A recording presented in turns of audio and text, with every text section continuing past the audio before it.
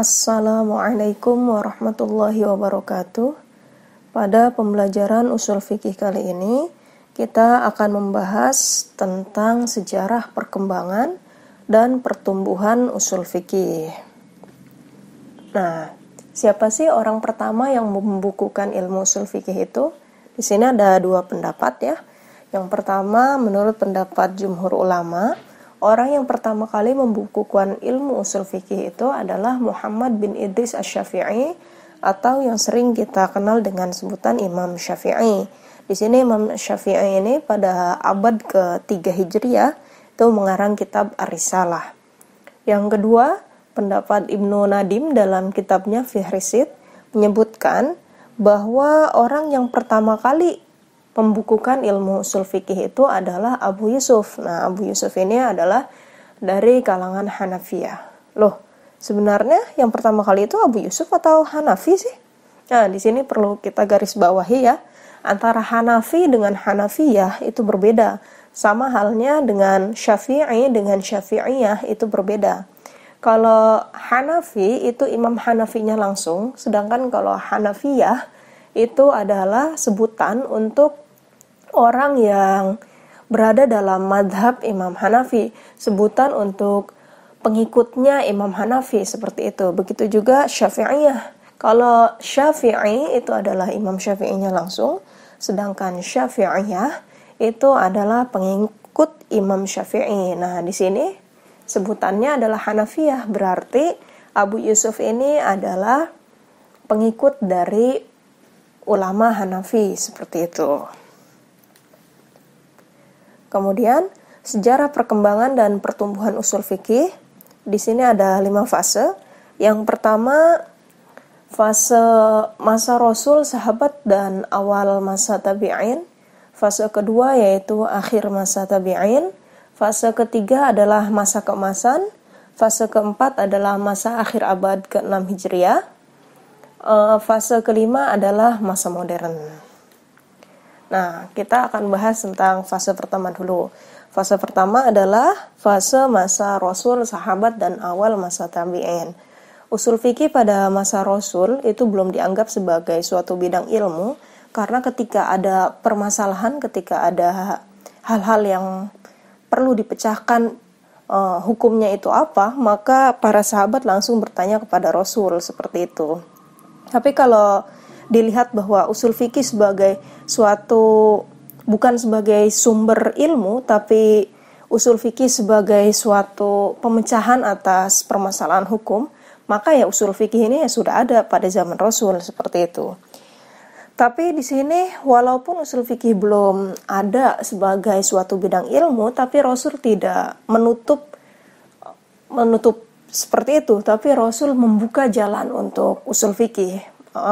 Di sini terbukti yaitu ketika Mu'adz bin Jabal diutus oleh Rasul pergi ke Yaman, Rasul kemudian bertanya kepada Mu'adz, "Hai Mu'adz, ketika kamu nanti di Yaman itu kamu akan mengambil hukum itu dari mana?"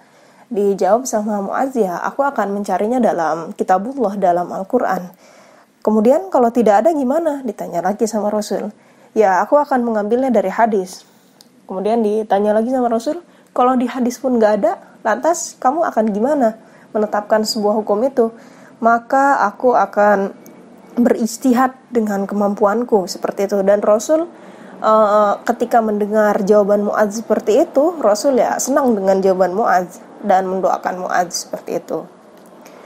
Yang kedua, ketika masa Umar bin Khattab mengatakan, "Iqdi bima fi kitabillah," yaitu berikan hukum itu ya dengan kitab Allah, dengan Al-Quran. Fa illam yakun, jika tidak ada dalam Al-Quran, fa bima fi sunnati Rasulillah, maka ambillah hukum itu dalam sunnah Rasul atau hadis Rasul.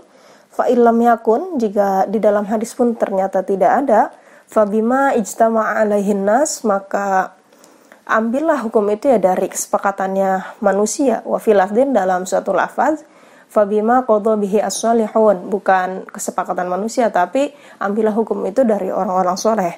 Fa illam tajid, jika ternyata dari ijma'nya orang-orang soleh pun tidak ada, fa in syi'ta an tajtahida ra'yuk, maka ya silakan kalian berijtihad seperti itu. Kemudian pada fase kedua yaitu pada akhir masa tabi'in, di sini muncul ahlul ra'yi di Irak dan ahlul hadis di Madinah. Apa bedanya ahlul ra'yi dengan ahlul hadis? Kalau ahlul ra'yi ini lebih mementingkan pemikiran. Jadi jika ada hadis yang tidak mutawatir, maka dia lebih mengutamakan memakai pemikiran, tidak dipakai hadis yang tidak mutawatir tersebut. Yang kedua, ahlul hadis. Kalau ahlul hadis ini daripada memakai pemikiran, lebih baik menggunakan hadis ahad. Toh hadis ahad pun ya tetap merupakan suatu hadis, tapi tidak mutawatir seperti itu. Awalnya ahlul ra'yi dan ahlul hadis ini ya baik-baik saja, toleransi seperti itu. Tapi lama-kelamaan ternyata ini muncul ta'assub, muncul fanatik dalam bermadhab, jadi saling menyalahkan seperti itu. Maka pada abad ke-3 Hijriah, Imam Syafi'i membukukan ilmu usul fikih dengan kitabnya Ar-Risalah, dan juga pada abad ke-4 Hijriah dibukukan kitab usul fikih yang bernama Risalah Al-Karhi karangan Imam Al-Karhi. Nah, Imam Al-Karhi ini dari mazhabnya Imam Hanafi, jadi beliau itu termasuk Hanafiyah. Kalau kita lihat aliran usul fikih itu sering disebut kalau Imam Syafi'i ini termasuk aliran mutakalimin, sedangkan Imam Hanafi ini atau Hanafiyah ini sering disebut aliran fuqaha seperti itu. Kemudian fase yang ketiga adalah masa keemasan, yaitu pada abad ke-5 dan abad ke-6 Hijriah. Kitab-kitab usul fikih ini banyak bermunculan. Salah satunya yang terkenal adalah yang pertama kitab Al-Amdu.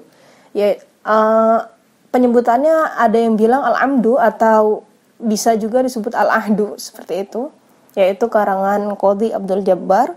Yang kedua kitab Al-Uddah, yaitu karangan Abu Ya'la. Yang ketiga kitab Al-Mu'tamad karangan Abu Hasan Al-Basri. Yang keempat kitab Al-Luma karangan Abu Ishaq Asy-Syairazi. Yang kelima yaitu kitab Usul karangan Imam As-Sarkhosi. Yang terakhir, yang keberapa tuh? Yaitu kitab Syifa'ul Ghalil karangan Imam Al-Ghazali. Nah, pada masa akhir abad ke-6 Hijriah hingga awal masa modern ini masuk ke fase keempat, yaitu pertama banyak tersebarnya mukhtasar. Mukhtasar itu apa sih? Mukhtasar itu kitab-kitab ringkasannya untuk mempermudah kita memahami suatu ilmu. Jadi dari kitab risalahnya Imam Syafi'i yang begitu luas, maka dibuatlah mukhtasar. Yang kedua, banyak tersebar syarah-syarah dari mukhtasar. Jadi syarah-syarah itu adalah penjelasan. Jadi mukhtasar itu sudah diringkas, kemudian disyarahkan lagi, dijelaskan lagi maksudnya apa. Yang ketiga, yaitu pada abad ke-7 Hijriah lahir aliran Takhrij Furu' 'alal Usul, yaitu kitabnya Takhrij Furu' 'alal Usul karangan Imam Az-Zanjani. Yang keempat, yaitu pada akhir abad ke-7 Hijriah lahir juga aliran campuran antara Syafi'iyah dan Hanafiyah. Tadi kita kenal Syafi'iyah itu disebutnya aliran mutakalimin, sedangkan Hanafiyah itu disebutnya aliran fuqaha. Nah, kemudian ada lagi nih aliran campuran. Aliran campuran ini kitabnya ada Badi'un Nizam karangan Ibnu Sa'ati. Yang keberapa nih? Kelima berarti ya.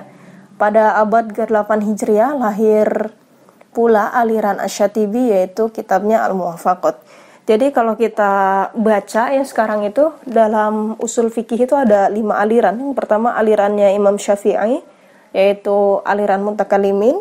Yang kedua aliran Hanafi, yaitu aliran fuqaha. Yang ketiga yaitu aliran campuran dengan kitabnya Badi'un Nizam, ya dipelopori oleh Ibnu Sa'ati. Yang keempat yaitu aliran Asy-Syatibi dalam kitabnya Al-Muwafaqat. Saya juga kurang paham ya bagaimana aliran-aliran ini. Yang terakhir itu ada aliran Takhrij Furu' 'alal Usul. Jadi keluar dari aliran-aliran yang tadi seperti itu. Masa kelima yaitu masa modern. Di sini masa modern ini berlangsung hingga saat ini, yaitu klasifikasi ilmu usul fikih masih berlangsung, disederhanakan. disajikan dengan cara-cara yang mudah seperti itu. Demikian yang dapat saya sampaikan, kurang lebihnya mohon maaf. Wassalamualaikum warahmatullahi wabarakatuh.